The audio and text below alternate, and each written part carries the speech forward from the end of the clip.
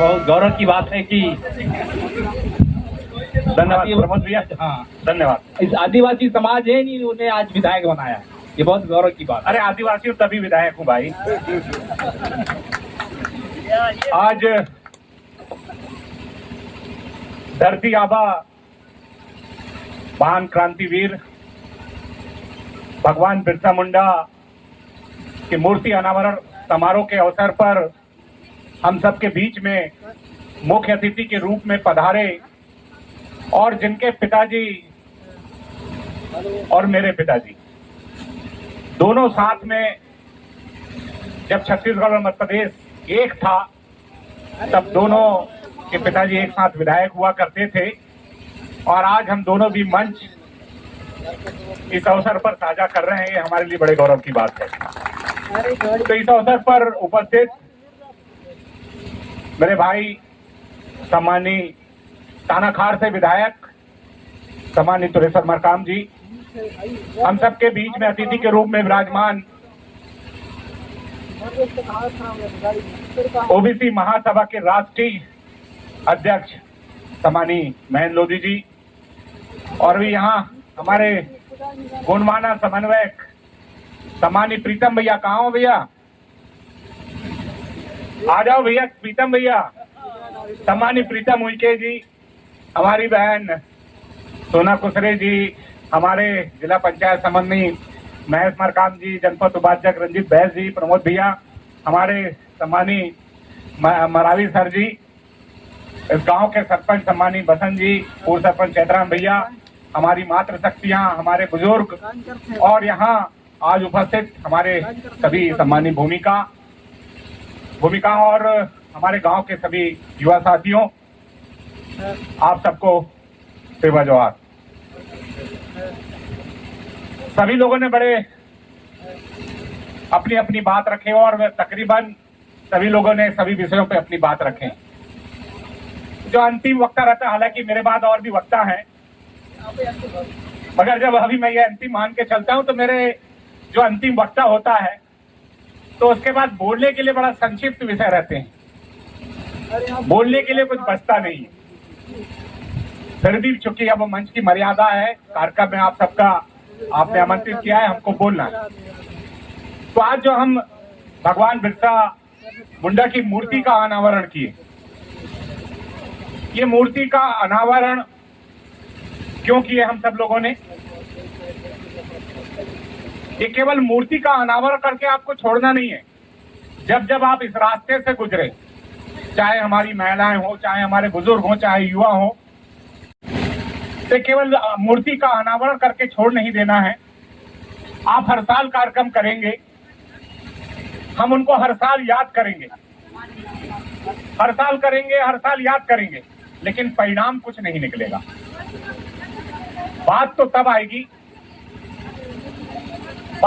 आएगी जब परिणाम हम उनके योगदान, उनके विचारों को ग्रहण करें और उस रास्ते पे चलना प्रारंभ करें।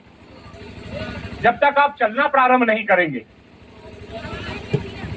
तब तक हमारे नेताओं का योगदान जो है सार्थक नहीं रहेगा।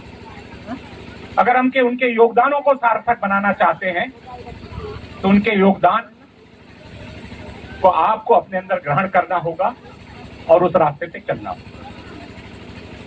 इसलिए बहुत आवश्यक है कि हम उनके योगदानों को समझें, उनके कार्यों को समझें, जो हमारे बहुत सारे वक्ताओं ने आप सबको अवगत कराया है। सबने अपनी अपनी बात बिरसा मुंडा जी की बताई कि किस तरह से उन्होंने अंग्रेजों से लड़ाई लड़ा और किस तरह से उन्होंने जल जंगल जमीन की लड़ाई लड़ी। तो जब तक हम इसको ग्रहण नहीं करेंगे तब तक मूर्ति का कोई आशय नहीं रहेगा। अब मैं आप सबको कहना चाहता हूं कि समाज को जागृत करने के निश्चित तौर पे दादा मरकाम, स्वर्गीय मरकाम जी की योगदान है। मगर हेलो, हमारे प्रीतम भैया कह रहे थे अभी, आवाज आते है कि हमने आपको विधायक बनाया, अब आपका क्या योगदान? हमारे तुलेश्वर भैया भी विधायक बने, उनके पिताजी भी थे और समाज के लिए लड़ते रहे हैं। अभी हमारी चर्चा हो रही थी कितना टाइम पहुंच रहे हैं भारत माला हाँ? रोड बना रही थी गवर्नमेंट, पिछली गवर्नमेंट। चलो हमारे आदिवासी भाइयों की और जंगलों की बहुत सारी जमीन उस भारत माला रोड बनाने में चली जा रही है। प्रीतम लोधी जी अभी बता रहे थे, खनिजों के बारे में बात कर रहे थे आप, खनिजों के बारे में बात कर रहे थे। ये बिल्कुल सच्चाई है। भारत के 60% हिस्से में वन है और उस वन में सबसे ज्यादा, अगर कहीं वन संपदा में सबसे ज्यादा खनिज है तो हमारे आदिवासी क्षेत्रों में। बैयर में भी खनिज है, आपके बिलासपुर में भी खनिज है, हमारे यहाँ वन संपदा भी है। वीर के बारे में आपको बताना चाहूंगा। प्रीतम भैया और शायद मैन भैया, पुलेसर भैया, शायद आप जानते हो गढ़चिरौली। आपको पता है गढ़चिरौली में एक आदिवासी देवाजी टोपा, उसका नाम है देवाजी टोपा। 65 साल की उम्र है। अभी कहते हैं ना 5वीं अनुसूची, रूढ़ी प्रथा, ग्राम स्वराज, ग्राम अधिकार, ग्राम सभा के अधिकार की बात हम आदिवासी भाई और हमारे सामाजिक संगठन करते हैं ना, कि हम अपने गांव में बाहर वाले को घुसने, बिना परमिशन के नहीं घुसने देंगे। यहाँ के जल जंगल जमीन पे हमारा अधिकार है, हम ही सरकार है। ये कहते हैं ना, मन से कहते हैं, लेकिन उस लड़ाई में कितने लोग शामिल होते हैं? उस लड़ाई में कितने लोग शामिल होते हैं? मैं जिस देवाजी टोपा की बात बता रहा हूं, उसने किसी विधायक, किसी सरकार, किसी सांसद, कोई मंत्री, किसी के पास नहीं गए। वो सरकारें उनके पास चल के आई, अधिकारी उनके पास चल के आया। आज उनके पास मैं आपको बताना चाहता हूं, 1800 हेक्टेयर जमीन, वन भूमि, 1800 हेक्टेयर, लगभग 4000 एकड़ वन भूमि उस ग्राम सभा के कब्जे में है, अधिकार क्षेत्र में है। 4000 वन भूमि, जहां 500 की जनसंख्या आदिवासी है, उस 500 की जनसंख्या में 4000 एकड़ वन भूमि उस ग्राम सभा के अधिकार क्षेत्र। मैं भी गया था, मैंने भी उस गांव के ग्राम सभा से अनुमति लेके गया। वहां कलेक्टर भी जाता है तो अनुमति लेता है, वहां एसपी भी जाता है तो अनुमति लेता है, वहां केंद्रीय मंत्री आए तो अनुमति लेकर आए। ये किसी नेता ने पैदा नहीं किया चिंगारी, ये नेता ने अधिकार नहीं दिलाया।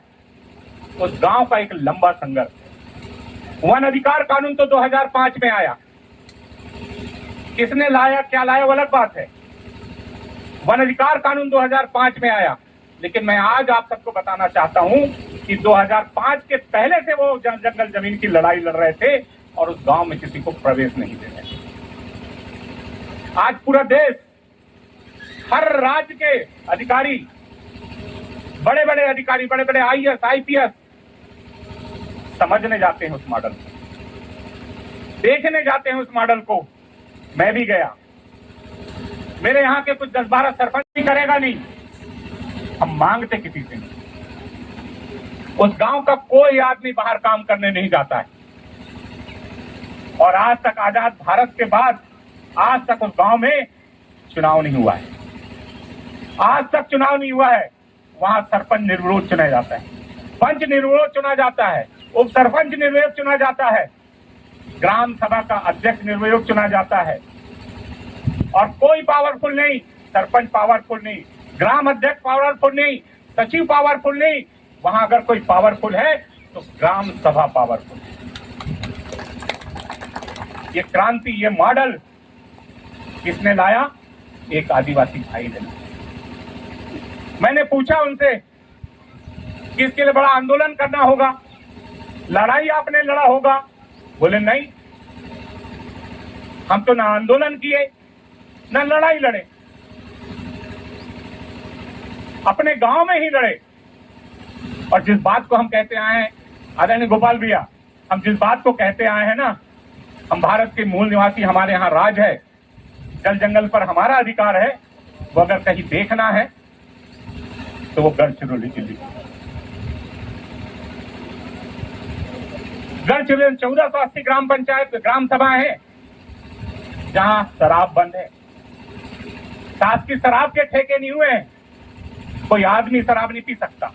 और बराबर का अधिकार हमारी माताओं को, जितना पुरुष का अधिकार है उतना बराबर का अधिकार उन्होंने माताओं को दिया।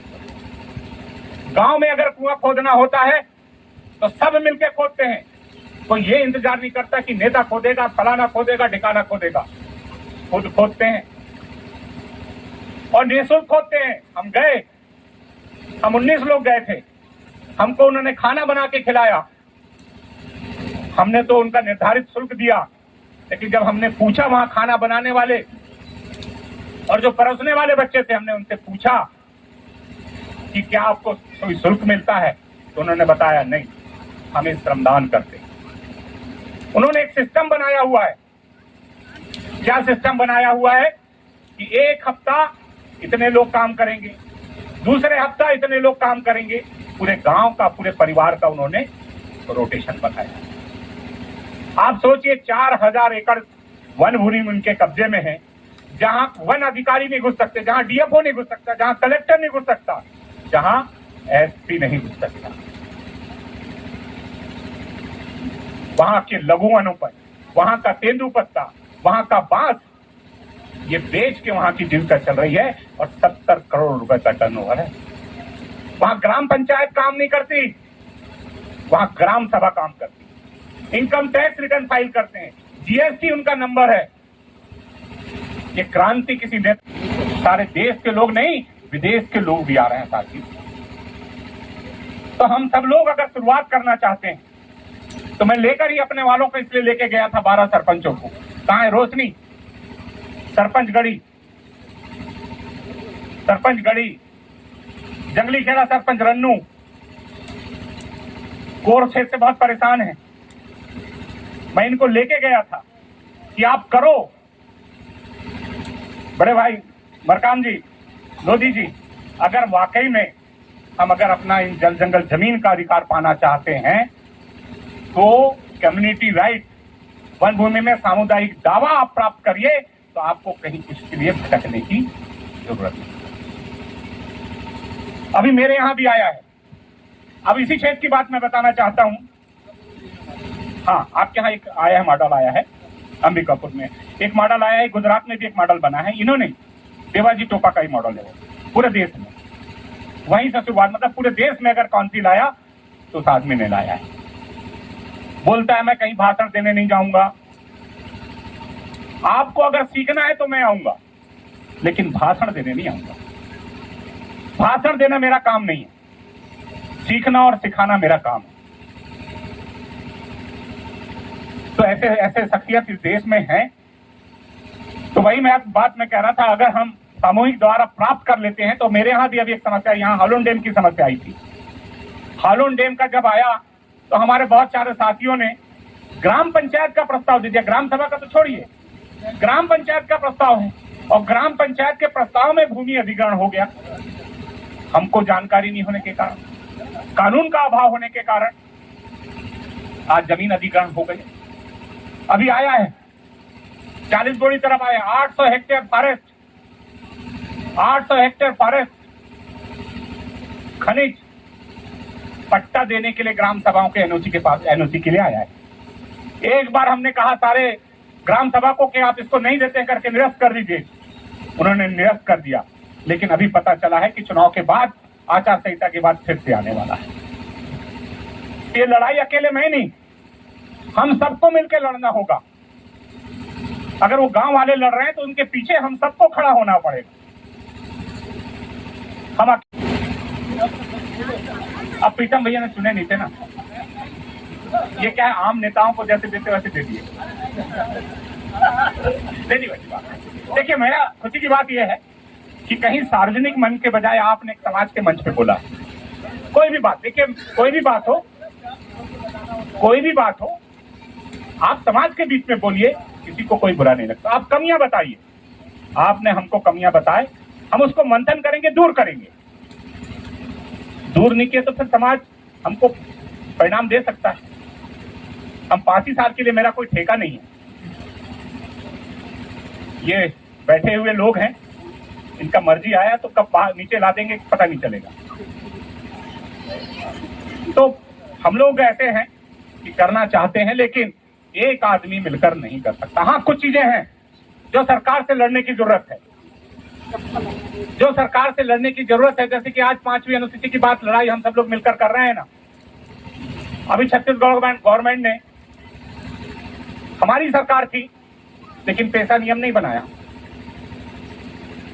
पेशा एक्ट हमारी सरकार ने लाया लेकिन पेशा नियम छत्तीसगढ़ में नहीं बनाया, लेकिन मध्य प्रदेश में दूसरे ने बनाया, और ऐसा बनाया कि कोई मतलब का नहीं निकला। कुछ नहीं है, कुछ भी नहीं है। आपको कहा गया कि पुलिस भी आपके गांव में नहीं घुस सकती, कागज में दे दिया। पुलिस वाले से पूछे तो कहाँ है कानून, किसने रोका हमको? लेकिन वो देवाजी जो है ना, देवाजी, हम जैसा कि देवाजी भाई ने एक क्रांति लाया है, वो क्रांति हम सब लोग मिलकर जाएं। यही आशा और विश्वास के साथ मैं अपने शब्दों को यहीं विराम देता हूं। जय हिंद, जय सेवा, जय बड़ा।